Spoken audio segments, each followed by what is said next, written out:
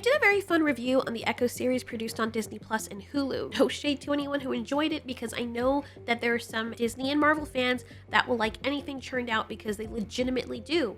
You can't help liking what you do, but I think I speak for a lot of people when I say the show was dog water. Or dog tears, whichever you choose. With marketing like this, and trailers featuring the villain Kingpin and Daredevil, it's understandable that people's expectation would be that you're gonna get something of higher quality and substance, especially when you're coming from the Daredevil show. It's crucial to note that I approached the show without any prior knowledge of Kingpin, wanting the narrative to unveil his story and present him in a way that would instill fear. When introducing a villain, they are expected to be terrifying, or at the very least unsettling, once their villainous nature is revealed. However, as I watched the Echo show, Kingpin didn't evoke that feeling at all. I kept questioning myself, this is the super intelligent villain everyone's supposed to fear? In the Echo show, Kingpin felt like nothing more than a glorified Saint Bernard donning a white suit. Apart from his height and his broad padded shoulders, there was nothing intimidating about him whatsoever. Since the writers have all left Disney, and now we have a bunch of robots writing these stories, maybe there's an opportunity to train these systems to comprehend the essence of a compelling villain and elucidate precisely why Kingpin didn't succeed as a villain in Echo.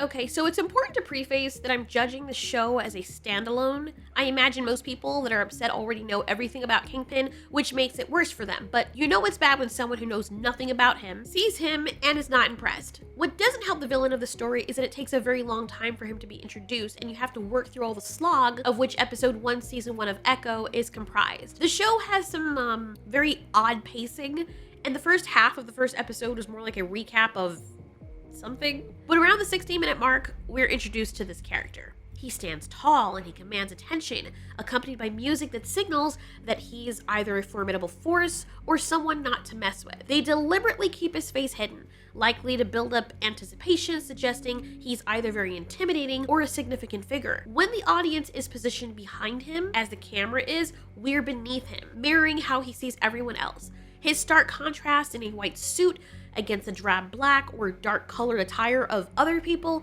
aims to draw attention to him, presenting him as an angelic figure or a potential savior, although the certainty is unclear. So at this juncture, it's revealed, to the show's detriment, that Kingpin had apparently been raising the main character Maya. Among the myriad of mistakes made in the first episode, this was the most egregious when introducing the villain. Maya is upset because she lost her father. A ninja came out of nowhere and skewered him. In the show, it's made no secret that her father worked for Kingpin and lived that gangster life. But prior to this, we didn't meet Kingpin or know anything about him. Maya went from a little girl instantly to a grown woman, and within that time we know nothing of Kingpin, and all we do know is their relationship through constant flashbacks. Or through that lens, however. It felt like they were continuing the scene from another show. There's a huge chunk of character development missing that people probably believe they were getting due to the trailer. The trailer, where we see Kingpin beating someone to all hell, is just a flashback and a very small part of the story. The problem in Echo is that Kingpin really doesn't have a lot of weight in the story. People joke around and claim that the actor is going to be carrying Echo on his back.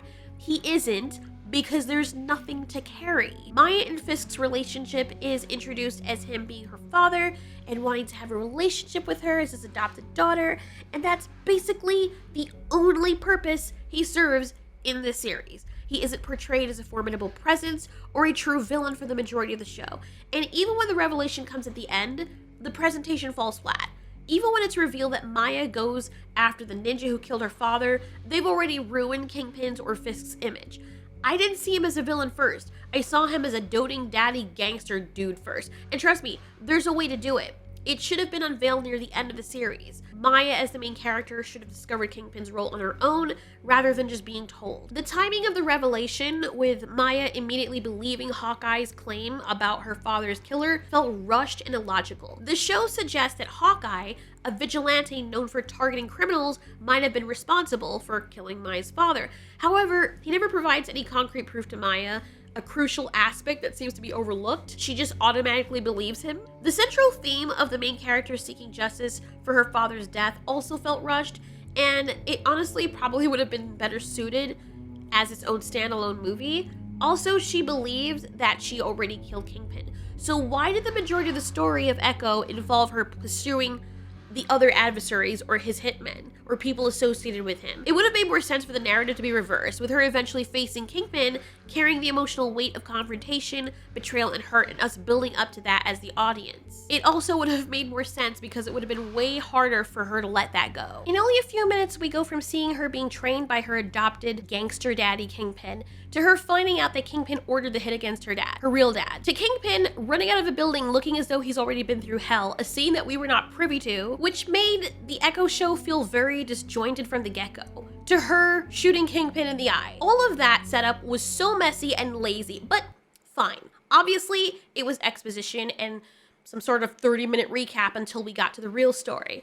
But then the rest of the episode ends up feeling like some CW low-quality production. The narrative shifts to a guy texting someone else about the main character's location, having spotted her at the skating rink, and labeling her as the king killer, eager to claim the offered bounty. This implies someone is seeking vengeance, and the show wants us to believe that Kingpin is dead. So throughout the series, Maya pursues Kingpin's associates, jeopardizing the lives of innocent people along the way, and this is another reason why Kingpin didn't work as the villain in the series. It's because there already was one. Maya, the main character, the hero we're supposed to be rooting for and feeling sorry for.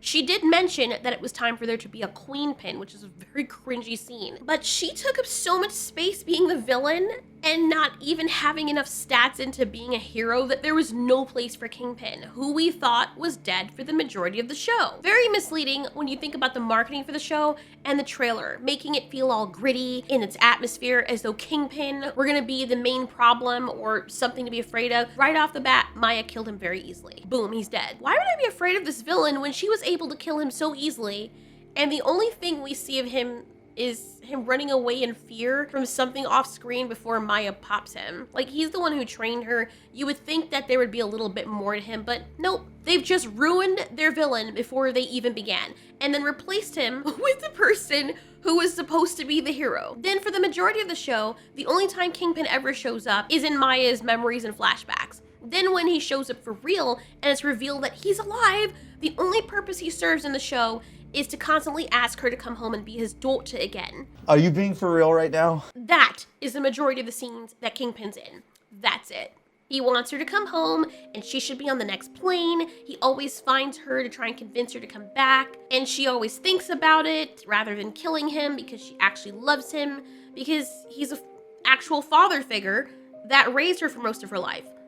Right near the end of the show is when we see him do a kind of switcheroo and decide all mustache twirly like, you know what, you betrayed me. Not when she shot him in the eye and turned down his many advances the entire time, but when she said that she's going to embrace her Choctaw culture and be with her family, and, you know, that the same family that she endangered this whole time, by the way, and didn't care about until very recently, that same family. Even after all of that, he doesn't even showcase any danger whatsoever.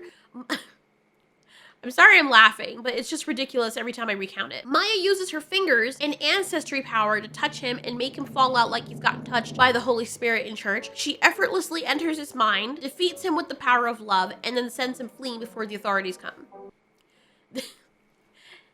This show did not have a villain.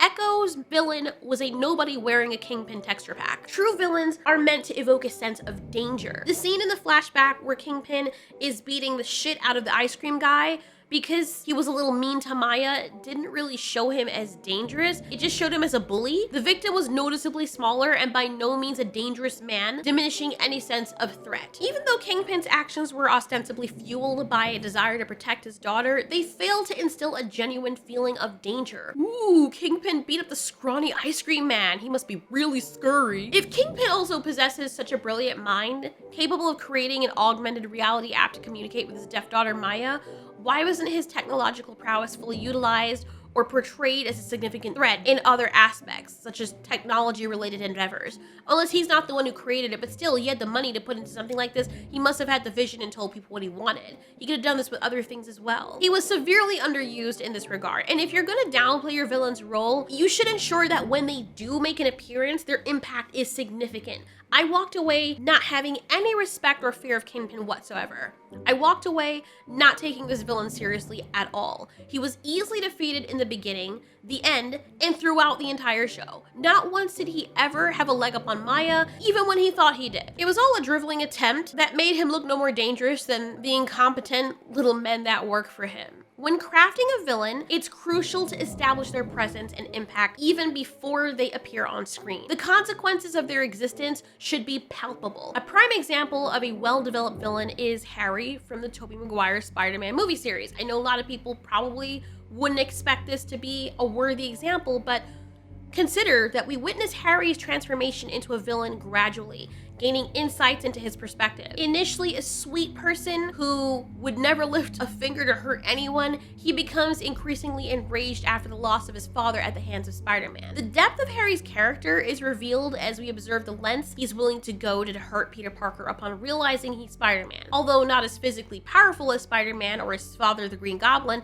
the portrayal of Harry makes him a compelling antagonist at least. Even if he wasn't as immediately dangerous, you could still sense the potential for greater evil had he continued down that path. A similar approach was taken with Thanos leading up to the events of Infinity War. They built up this menace of him through his depiction, through discussions about him, creating ominous atmosphere and offering glimpses of his betrayal. When the heroes finally confronted Thanos, we witnessed the formidable struggle they faced, requiring extreme measures to the point where they had to go back through time. One of the most memorable moments that I watched involved Wanda when she had to sacrifice the man she loved, Vision, to protect the stone in his head, only for Thanos to just waltz onto the scene and be all like, oh well, that's inconvenient, and effortlessly reverse time, snatch the stone from Vision, and kill him again after having already defeated Doctor Strange, who was already a badass. Despite Thanos' seemingly justified motivation, this showcased the true danger that he posed. It made the audience and the characters comprehend the threat long before he started pursuing the Infinity Stones. It's hard to believe that the same company that put out movies like Infinity War and Endgame are the ones responsible for the armpit hair that is Echo and other similar productions. I also made videos in the past discussing Kang the Conqueror and the portrayal of him in Ant-Man and Quantumania. Feel free to check out those videos where I delve into how they, in my opinion, tarnished Kang as a villain. I also touched upon the transformation of Wanda in WandaVision, turning a hero into a villain, similarly to what happened in the Echo series. Credit where it's due though, credit where it's due, Echo, or Maya, truly shines as a villain in the Echo series. Anyway, thanks so much for watching. This has been Ultiori. You ask, we answer.